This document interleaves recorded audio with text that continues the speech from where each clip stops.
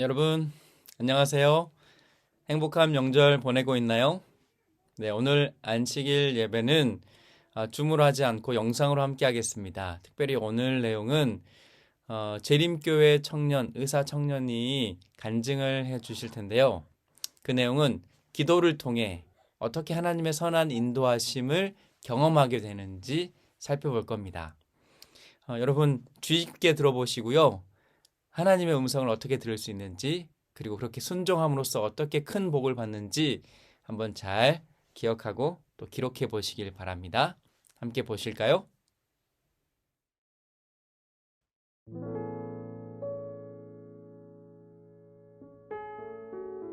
안녕하세요. 저는 안다솜입니다.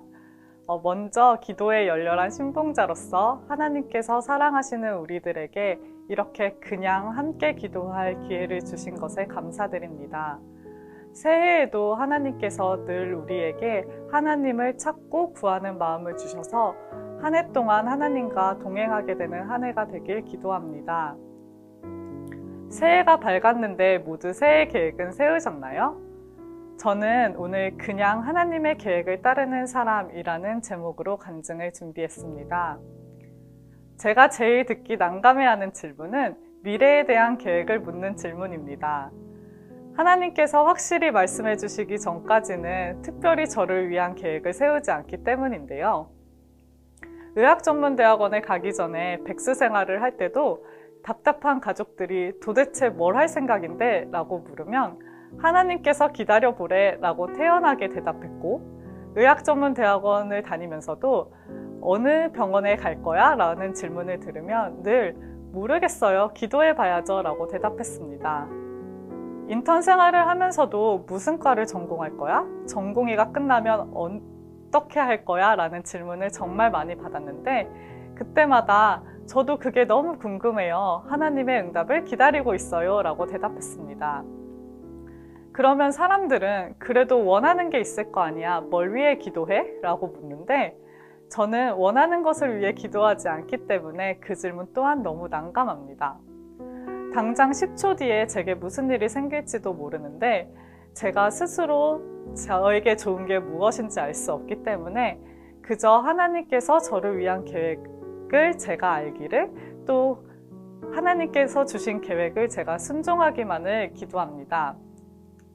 그래서 대학교 친구들은 저를 종종 예수처돌이, 예수님 용력이라고 부릅니다. 제가 작은 것 하나에도 예수님을 찾고 예수님께 맡겨서 예수처돌이라고 부르면서 너처럼 예수님께 작은 것 하나까지 다 맡겨버리면 솔직히 예수님도 지치실 거다라고 얘기하고요. 상황과 상관없이 기도의 응답대로만 하고 예수님이 시키는 대로만 한다 해서 예수님 용력이라고 부릅니다. 돌이켜보면 제가 대학교 때까지만 해도 하고 싶었던 것들이 많이 있었어요. 스스로 계획하던 것들도 있었고요. 어머니의 조언에 따라서 대학교에 입학하자마자 향후 10년의 계획을 미리 짜놓기도 했었어요. 하지만 다행히 감사하게도 하나님께서는 저를 비우시고 함께 하시려고 계획해 주셔서 제가 계획하고 원했던 대로 되는 것들이 하나도 없었어요. 잠언 16장 9절에 보면 사람이 마음으로 자기의 길을 계획할지라도 그 걸음을 인도하는 자는 여호와시니라 라는 말씀이 있잖아요.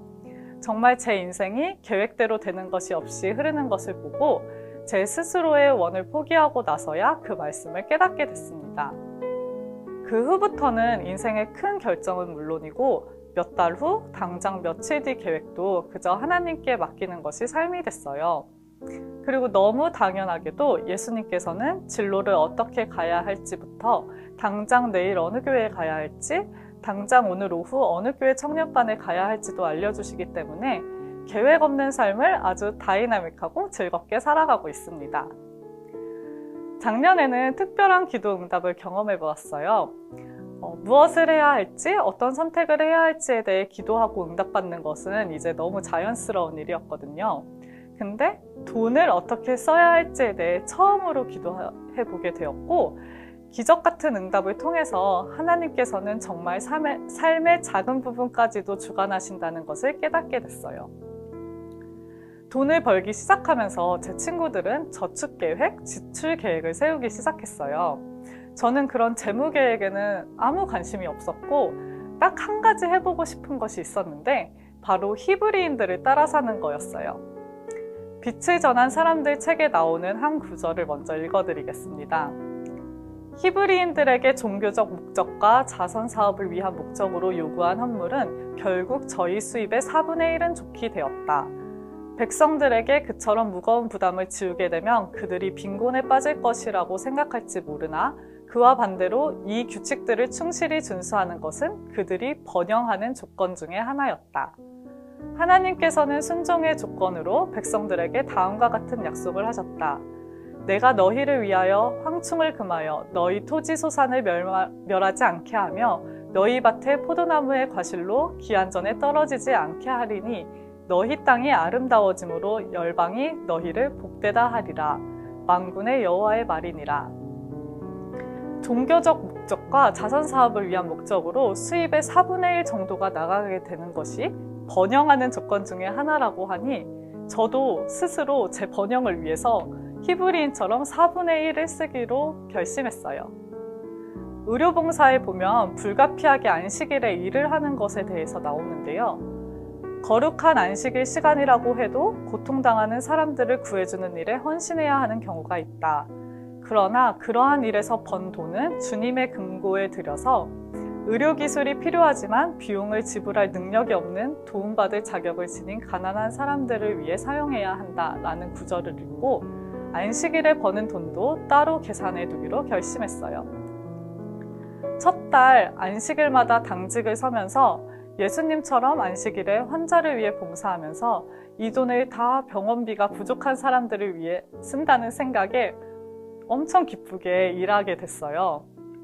그리고 첫 월급을 확인하자마자 히브리인들이 자선 사업에 쓴 비율의 돈과 안식일에 번 돈을 계산한 다음에 그 자리에서 하나님께서 이 돈을 어디에 쓸지 알려주시기를 기도했습니다. 그리고 놀랍게도 기도가 끝나자마자 어머니께로부터 전화를 받게 되었습니다. 저희 옆집에 화재가 발생해서 불법 체류자 한 명이 10명 정도의 사람을 구하다가 크게 화상을 입었는데 당장 어디서 치료를 받을지 모르겠다는 전화였습니다. 일단은 먼저 우리 병원으로 오라고 했는데 와서 보니 저희 병원에서 치료할 정도가 아니어서 화상 전문 병원으로 가게 되었어요. 그리고 치료비가 최소 1,000만 원 정도 나올 것 같다고 알게 되었어요. 치료비 감당을 못할 것 같아서 어머니도 그리고 그 화재를 당한 알리도 치료를 받지 않겠다고 했는데요. 저는 제 기도가 끝나자마자 어머니께서 전화를 하셨기 때문에 이건 무조건 제 기도에 대한 응답임을 알았어요. 그래서 어머니께 무조건 치료를 받게 해달라. 이거는 하나님께서 해결하실 것이니 돈 걱정은 제발 하지 말아달라고 부탁했습니다. 그때 제가 구별해 놓은 금액은 1,000만 원에 턱없이 부족한 60만 원이었어요.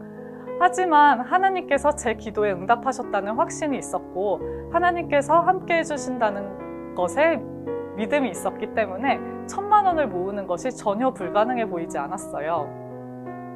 거듭되는 설득 끝에 입원 치료를 결정했고 어머니는 주변인들에게 모금을 시작하였습니다. 그리고 저 또한 어머님을 따라서 주위에 모금 활동을 시작하였고 SDA 의사회에서도 함께 해주셔서 걱정했던 시간이 무색할 만큼 순식간에 병원비가 해결되었습니다. 하나님께서는 이에 그치지 않으시고 하나님의 능력이 어디까지 미치시는지를 저에게 보여주려고 하셨는지 온갖 뉴스에 불법 체류자 알리에 대한 것과 저희 어머니가 의인으로 보도되었고 그 뉴스를 본 각종 기업에서 후원이 넘쳐났어요. 알리는 불법 체류자 신분에서 벗어나 영주권까지 취득하게 되었고 이 소식이 청와대까지 전해져서 지난 추석에는 대통령 내외로부터 저희 가족에게 선물도 왔어요. 저는 번영의 조건이라길래 하나님의 복을 받으려는 이기적인 마음으로 기도했는데 하나님께서는 돈을 쓸 곳도 알려주시고 놀라운 경험을 하게 해주셨어요. 교회 증언 7권에는 이런 구절이 있습니다. 아침마다 그대 자신과 그대의 자녀들을 그 한날을 위해 하나님께 바치라. 여러 달이나 여러 해를 계산하지 말라. 그날들은 그대들의 것이 아니다.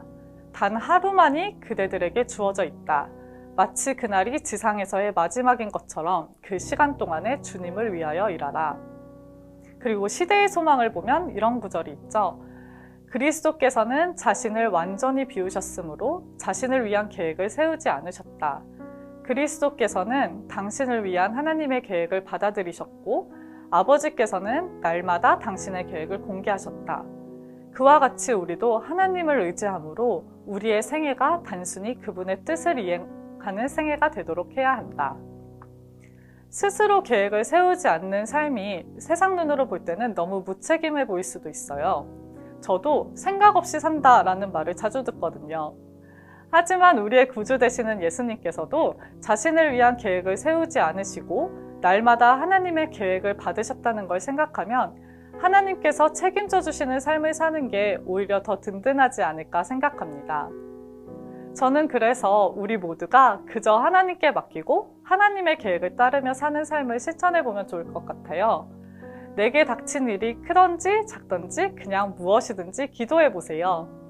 그냥 하나님께 맡기시고 하나님께서 하실 일을 기대하기만 하시면 됩니다. 올 한 해 기대로 가득 찬 한 해 되시길 기도하겠습니다. 그냥 기도하세요. 마지막으로 기도를 하고 마치겠습니다. 사랑이 많으신 하나님 아버지, 오늘 저희가 이렇게 기도회에 함께할 마음을 주셔서 감사합니다. 올 한 해 동안 저희가 크거나 작은 일에도 모두 하나님께 맡기고 그냥 하나님의 하실 일을 기대하면서 살아가는 삶을 살게 해주세요. 예수님 이름으로 기도드렸습니다. 아멘. 네, 잘 보셨나요?